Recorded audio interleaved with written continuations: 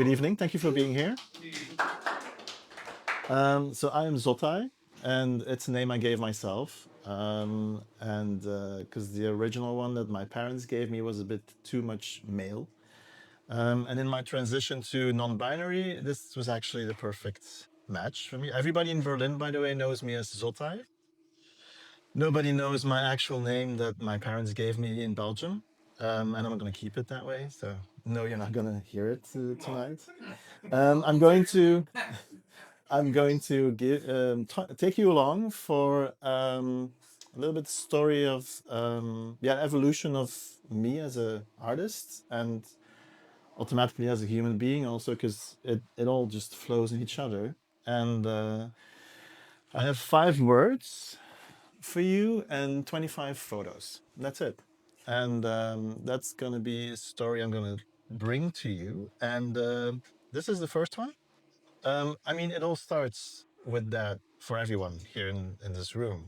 We're all the innocence when you're born and the first years of our life is, yeah, it's about innocence. And the interesting part about when I was selecting these photos is that I noticed that the photos, so I selected photos actually over 37 years. I started taking photos when I was 10 years old. I'm now 47.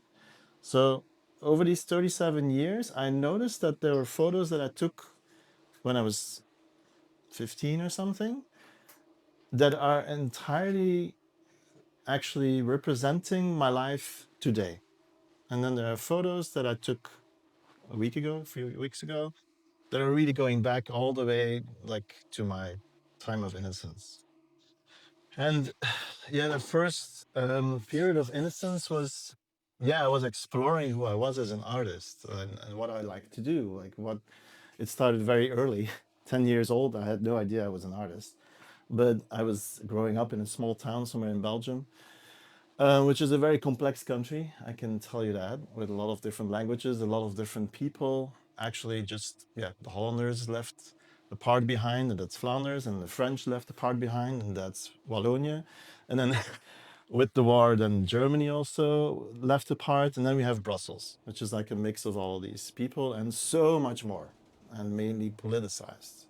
So to go back to Camilla, her talk, I think I was kind of in the DC of Europe, in Brussels and Washington DC there, and I felt the politics. Like somebody in Berlin recently told me, like when you throw a rock here in the street, you're gonna hit 10 artists. Do the same in Brussels, you're gonna hit 10, at least 10 politicians or diplomats and so on. So it's totally, that's really how it is. This, for example, is where I explored myself in concert photography. I was a press photographer for music specifically because I love working with musicians. For a few years, I went to a lot of festivals, concerts, and this photo, for example, has been used a lot in Belgian press for festivals mainly because Belgians know how to have a festival. Um, this is a photo I took recently here in Berlin, but it really shows the innocence for me that I was in. I was, yeah, exploring who I was and seeing also more and more that I had done already, that we are all, that's how I see it at least, we're all spacesuits carrying around energy. And that energy connects with each other. And everybody's energy in the whole world is connected to each other. And we are just vessels carrying that energy around. So this is part of that spacesuit. And yeah, I love taking self portraits, especially with mirrors and with windows in the streets or in subways. And yeah, it feels like I'm always looking for my reflection, for my shadow, which definitely has been following me seriously. Um, Another part for my innocence is like, yeah, I wanted to travel a lot, and I didn't know yet how difficult or easy that would be and where I would go. And yeah, that innocence is like you're dreaming of a world of where you're gonna go. This is an analog photo I took in a airplane um, of somebody's hands sitting next to me. And this is a photo I took when I was 12 years old. That's my mother. And it's actually 3 years before she died. of cancer. And yeah, losing a parent at 15 years old is quite impactful. Like that's it. It actually it stops your development. So that was quite shaping the future that I would continue to, yeah, continue to explore my energy and who I was and everything about myself. This was actually my first little camera that I had that I took that at the age of 12. So no idea, of course, that 3 years later she would be dead. Confinement, that's the second word. Confinement, that's the next thing I rolled in into, actually. I hope that's not the case for everybody here as well. The innocence, I'm pretty sure. Confinement, I hope that's not the case. I felt quite um, locked in a lot of ways, in a relationship, in work, in myself, in politics. I mean, in the world, in Belgium. And this is a photo I took in Monte Carlo um, in 2010, I think. Yeah, analog photo as well, and it just shows so well the the blocks, the stress, the things pile on each other that I could feel in that time of confinement, and it's I also felt very lost and alone. Although I was surrounded by quite some colleagues because I did some corporate work as well for 15 years. I worked for companies like FedEx, Proximus, which is the biggest telecom operator in Belgium. Um, and I did a lot of different jobs there because I stepped away from photography because somebody told me that you can't make money as an artist. You should make money in a company. That's what normal people do, especially in Belgium. So that's what I did, but that's where I was. I found myself just looking at the world, being like, okay, fine, yeah, I can do that. But this is actually a good representation of that photo I took right before I moved to Berlin. Really shows where I was at the end of my time in Brussels. I was squeezed out at the end. I was locked up. It was just, yeah, things around me that were limiting me. Luckily, at that time, I started rolling in 2021, into blockchain technology and NFTs. And I found a beautiful community there. And there's one person sitting here that I now met in Berlin who is a physical representation of that online community, David. It's really good to have you here. And yeah, like an online community with people all over the world, all artists talking to each other in online spaces, we call it on Twitter.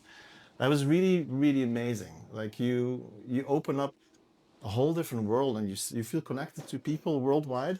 What I said actually in the beginning about the energy, that energy connects everybody worldwide, and we're just mere vessels bringing that energy around. This is a photo I took in Berlin, I think 2 months ago. The pole just showed up somewhere, and I was like, okay, you're mine. Um, and yeah, faceless. I think that's also the confinement period. This is not the prettiest photo of my partner, but this is definitely representing that feeling. It's you're faceless in corporate life and in a business. At least that's again what I experienced. But you're a cog in the machine, especially in a company like FedEx. That was the end for me.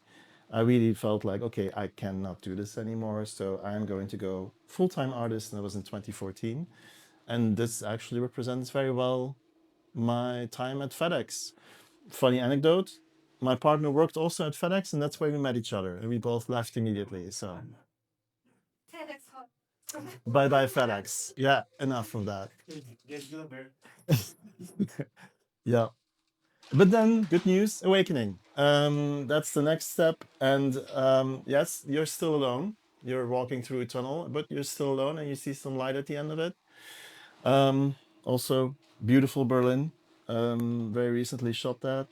This is Amsterdam, and an artist that I had a portrait shoot with.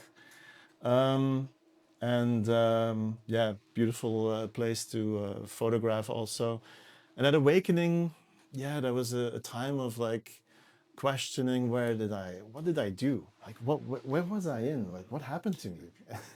Was this the same life, or yeah, I didn't really understand. And of course, you can already guess it.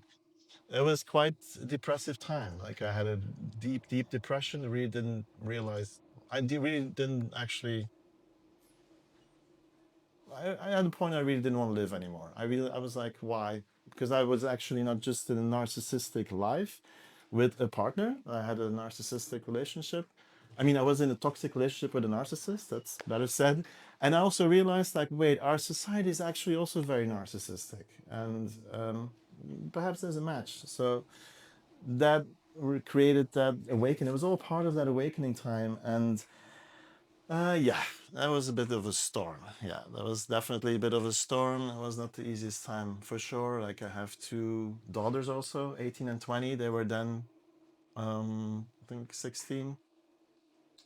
And I am somebody who openly goes through everything. So they went through it all together with me, and that's part of life also. Like I find it very important to be open, and we have to be honest to each other and say the things how they are, because if we don't, we're just creating problems for ourselves in the future. And travel is also an important part. Again, an analog photo. I traveled a lot to the United States back then, which was very eye-opening to me. My partner is from the United States, so that's the reason why. And I loved traveling. I feel like every time I was up above the clouds, I could dream about things that I never have on the ground. It was very, very weird, but it just happened. Like, it's very interesting. And I also explored more about, yeah, my sexual being. Like, who am I as a person? It started rolling into the non-binary aspect, and I really see us all as again spacesuits. And I I loved shooting people in all different places. This is in Antwerp. This portrait that I shot somewhere 2016. Um, yeah, I love. I just love to play with moments, also cinematic moments. It's very important for me that I can tell a story, that I can put things together in as a film actually. And yeah, you can perhaps guess it already. That's flowed into resistance, for sure. Like I was like, okay, I'm done with these stories that everybody is telling each other, and the way that we are treating each other, which results, of course, in a hiccup. It's like, okay, you're stuck. What now? You don't want to do this in society anymore. I don't want to be part of this anymore. I know I do not want to pay your taxes and all of these things. So I went through all of these things as well in Belgium.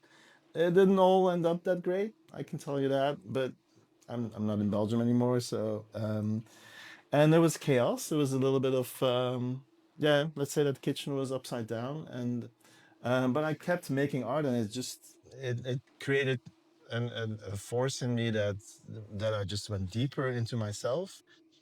That resulted in, yeah, also photo shoots, because all this time I've been doing commercial work, and this is really a very small selection of the work that I do. Um, with people that when they told me like, "Hey, you did a portrait shoot of me," I really do not like them.